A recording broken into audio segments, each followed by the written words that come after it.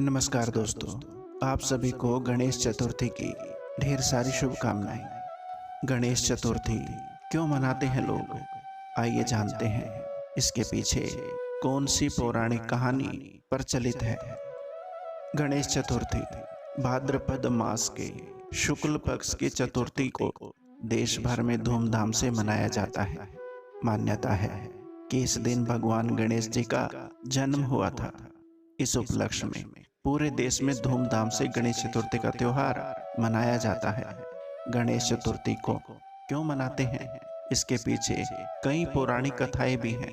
कहा जाता है कि पौराणिक काल में एक बार महर्षि वेदव्यास ने महाभारत की रचना के लिए गणेश जी का आह्वान किया और उनसे महाभारत को लिपिबद्ध करने की प्रार्थना की। गणेश जी ने कहा कि मैं जब लिखना प्रारंभ करूंगा तो कलम को रोकूंगा नहीं, यदि कलम रुक गई तो लिखना बंद कर दूंगा। तब व्यास जी ने कहा, प्रभु आप विद्वानों में अग्रणी हैं और मैं एक साधारण ऋषि, किसी श्लोक में त्रुटि हो सकती है, अगर और त्रुटि हो तो निवारण करके ही श्लोक को लिपिबद्ध करना। आज के दिन से ही व्यास जी ने श्लोक बोलना और गणेश जी ने महाभारत को लिपिबद्ध करना प्रारंभ किया। उसके 10 दिन पश्चात अनंत चतुर्दशी को लेखन का कार्य समाप्त हुआ। इन 10 दिनों में गणेश जी एक ही आसन पर बैठकर महाभारत को लिपिबद्ध करते रहे। इस कारण 10 दिनों में उनका शरीर जड़वत हो गया और शरीर पर धूल मिट्टी की परत जमा हो गई।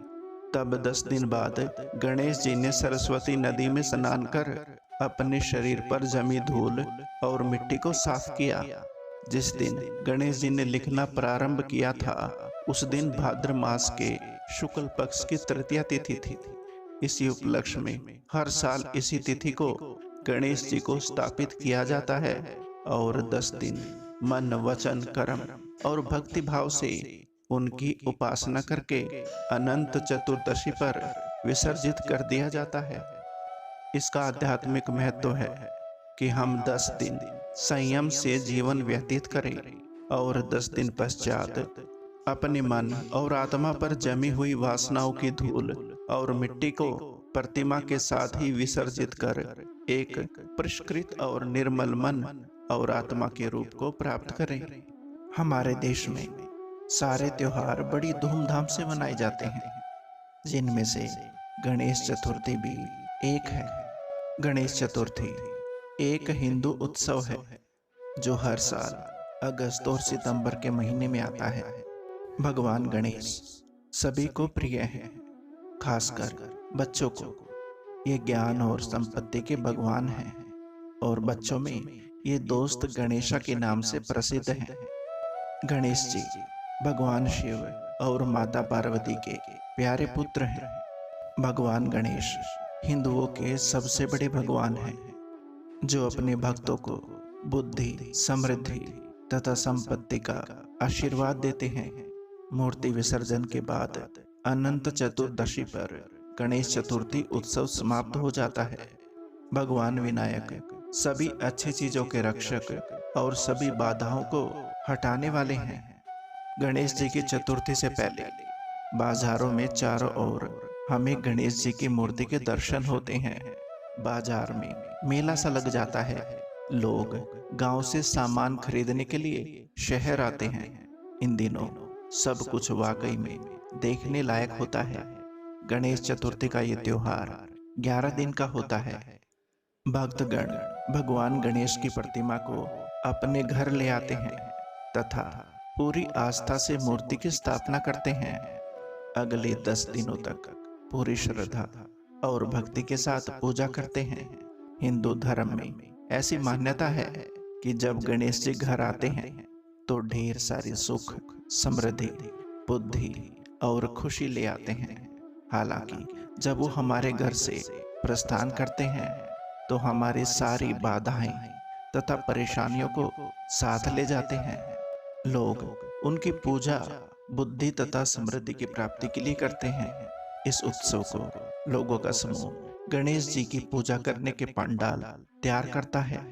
वो लोग पंडाल को फूलों और प्रकाश के द्वारा आकर्षक रूप से सजाते हैं। आसपास के बहुत सारे लोग प्रतिदिन उस पंडाल में प्रार्थना और अपनी इच्छाओं के लिए आते हैं। भक्तगण भगवान गणेश को बहुत सारी चीजें चढ़ाते हैं, जिसमें मोदक उनका सबसे पसंदीदा है। गणेश चतुर्थी मनाने के दौरान लोग भगवान गणेश की पूजा करते हैं। अनंत चतुर्दशी अर्थात 11वें दिन गणेश विसर्जन करते हैं और अगले वर्ष दोबारा आने की कामना करते हैं। गणेश हिंदू धर्म में सबसे प्रसिद्ध देवता हैं, जो परिवार के सभी सदस्यों द्वारा पूजे जाते हैं। किसी भी क्षेत्र में कोई भी नया कार्य हो, शुरुआत में सबसे पहले गणेश जी की पूजा की जाती है। ये उत्सव खास तौर से महाराष्ट्र में मनाया जाता है। हालांकि अब भारत के लगभग सभी राज्यों में मनाया जाने लगा है। ये हिंदुओं का महत्वपूर्ण त्योहार है। लोग गणेश चतुर्थी पर पूरी भक्ति और श्रद्धा से ज्ञान और समृद्धि के भगवान की पूजा करते हैं। लोग ऐसा भरोसा करते हैं कि गणेश जी हर साल ढेर सारी खुशी और समृद्धि के साथ आते हैं और जाते वक्त सभी दुखों को हर कर ले जाते हैं।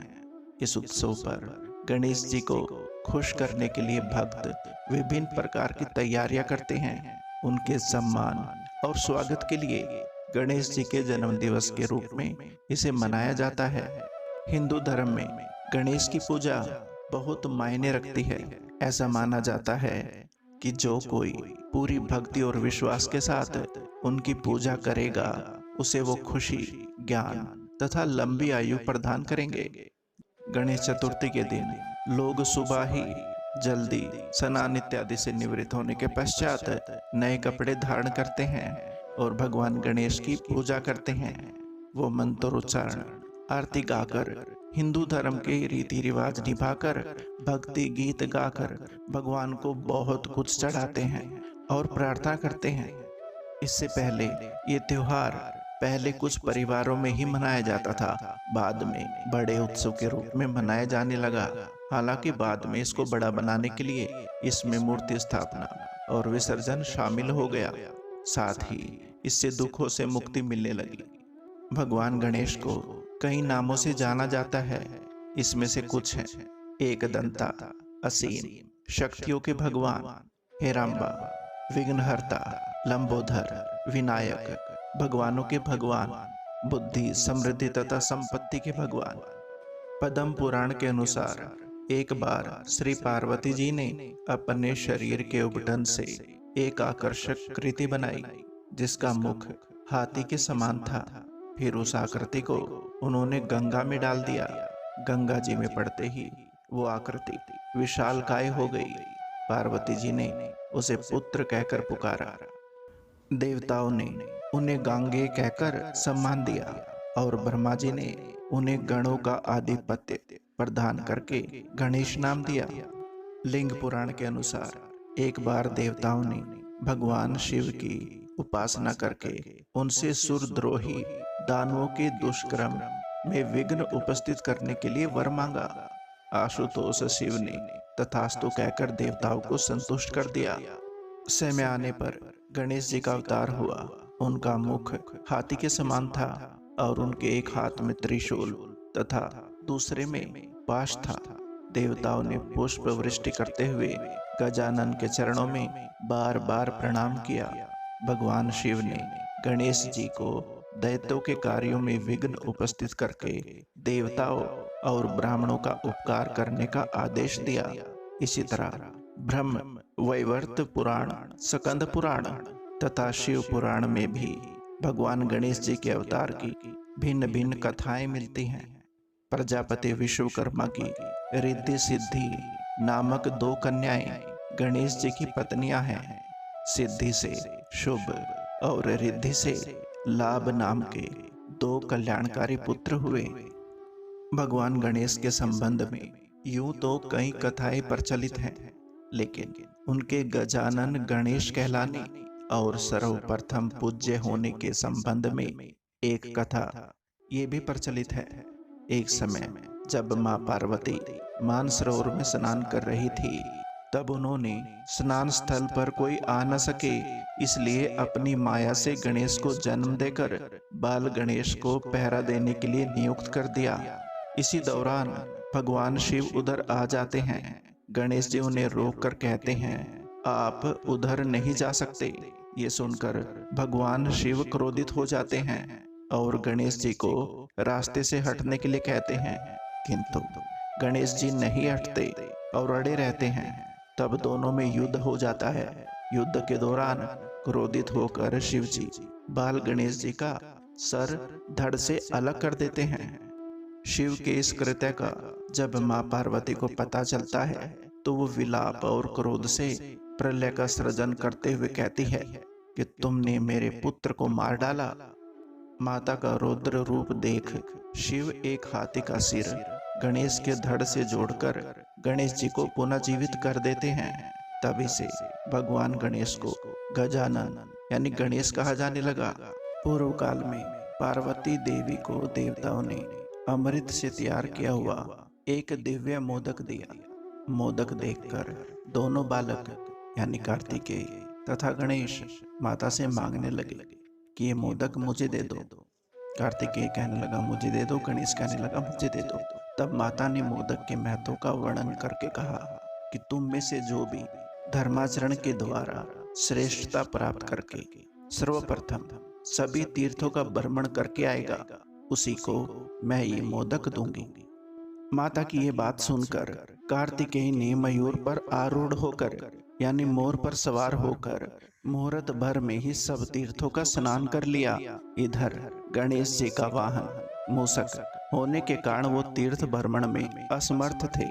तब गणेश जी श्रद्धा पूर्वक माता पिता की परिक्रमा करके पिताजी के सम्मुख खड़े हो गए।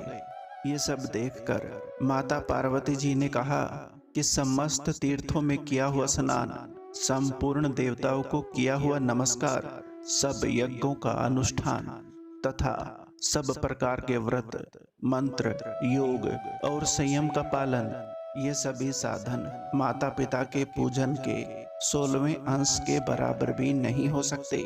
इसलिए ये गणेश सैकड़ों पुत्रों और सैकड़ों गणों से भी बढ़कर है। इसलिए ये मोदक मैं गणेश को अर्पण करती हूँ। माता पिता की भक्ति के कारण ही इसकी प्रत्येक यज्ञ में सबसे पहले पूजा होती है, ऐसा स्कंद पुराण में लिखा गया है। गणेश पुराण की कथा के अनुसार भगवान शंकर त्रिपुरासुर से युद्ध से पूर्व गणेश जी का पूजन करना भूल गए। महादेव को जब विजय नहीं मिली तब उन्हें याद आया। युद्ध रोककर शंकर जी ने गणेश पूजन किया। इसके बाद वे फिर से युद्ध करने लगे और त्रिपुरासुर का वध कर दिया। पुराणों के कई श्लोकों से भी ये स्पष्ट होता है कि मात्र देवताओं ने ही नहीं वरन असुरों ने भी गणेश की अर्चना की है। गणेश के प्रथम पूज्य होने के लिए शिवजी ने उन्हें वरदान दिया, जो तुम्हारी पूजा करेगा उसके सारे कार्य सिद्ध होंगे। ब्रह्मा विष्णु महेश ने कहा पहले गणेश की पूजा करे, तत्पश्चात ही हमारा पूजन करे। इस प्रकार गणेश बन गए गणाध्यक्ष। गणपति का मतलब भी है देवताओं में सर्वोपरि। दोस्तों, ये कहानी आपको कैसी लगी? आप कमेंट बॉक्स में अपनी प्रतिक्रिया जरूर दें। आपका अपना संसार। नमस्कार। उम्मीद करता हूँ आपको ये कहानी अच्छी लगी होगी। वीडियो को लाइक और चैनल को सब्सक्राइब जरूर करें। धन्यवाद।